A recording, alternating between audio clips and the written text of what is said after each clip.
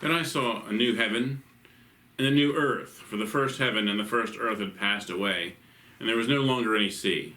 I saw the holy city, the new Jerusalem, coming down out of heaven from God, prepared as a bride, beautifully dressed for her husband. And I heard a loud voice from the throne saying, "Now the dwelling of God is with men, and he will live with them. They will be his people, and God himself will be with them and be their God. He will wipe away every tear from their eyes. There will be no more death, or mourning, or crying, or pain, for the old order of things has passed away." This is near the end of the book of Revelation, and as we come to the end of it, and all the chaotic things that had to take place in order for this end to be available to us, are all now past.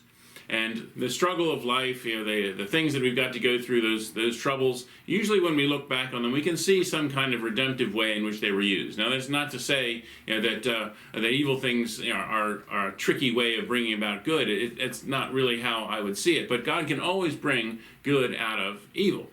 And in the end, what we really find is that the earth is much like it was when it was created.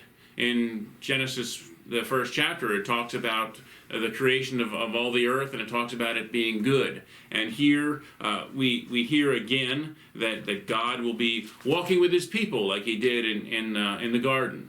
And we will hear that there is no more death or mourning or crying or pain, for the old order of things has passed away. The old order is really that struggle that we as people created because we didn't want to obey God in the first place. And so Genesis 1 and then Revelation 21, that's the story that we'll remember for eternity. That's the part that is going to be most of eternity, is this that will come and remain.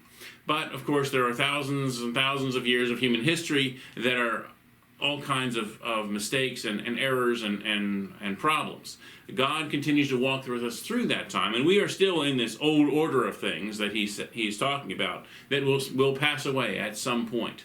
And so the problems that we are facing right now, sometimes we might ask ourselves, well, is it really going to matter in 1,000 years?